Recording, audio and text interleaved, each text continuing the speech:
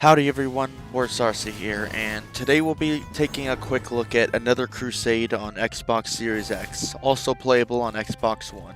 Another Crusade is a turn-based RPG with a wooden puppet theme where you play as Rai, a knight. The game starts off extremely light on the story, only having a cutscene of you getting up and then starting right off with the gameplay. The NPCs you come across shortly after don't contribute much either. From what I've seen, it gets a bit better shortly after, especially when your second party member is introduced. As for the combat, it's reminiscent of something like Paper Mario. When you attack, you can press A just as the attack hits to deal bonus damage, and when attacked, you can do the same to block. Special moves also have their own gimmick, like mashing X, holding a button, or rotating the analog stick as fast as you can. However, unlike Paper Mario, this game is a lot less forgiving if you time those incorrectly. Battles are a lot more reliant on having great or perfect timing, and not only attacking but defending as well, because if you miss these, then you'll find yourself dying in even the most basic of battles right from the beginning.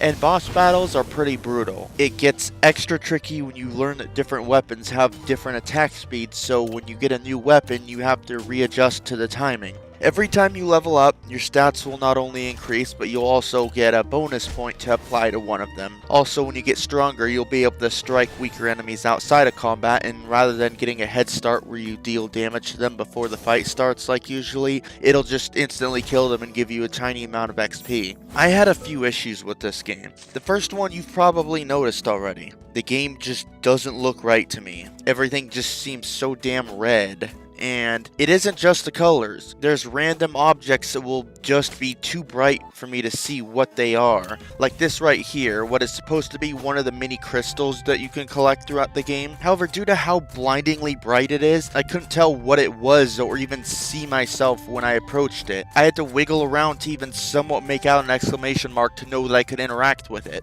I don't know why it's that way, and just to be sure, I looked at some other videos on YouTube, and none of them were like this. This is how it's supposed to look. It's not the HDR, as I even disabled HDR, and it still looks like this. I messed with the resolution and tried changing some settings, and it changed nothing. So it's either something to do with the Series X version of the final game, or something is wrong specifically with my version. Otherwise, the game's supposed to look nice. I also had a few instances of stutter during battle. They were very infrequent and minor, but in a game where you have to time your attacks perfectly in order to win, it's worth pointing out. So honestly, I didn't really feel that this game is for me. Part of why this is only an impressions video rather than a full review, because I had a rather miserable time with what I played of this, which is a shame because I always appreciate when a game tries to pay homage to something like Paper Mario, a game I truly enjoyed as a child and still continue to enjoy to this day. And honestly,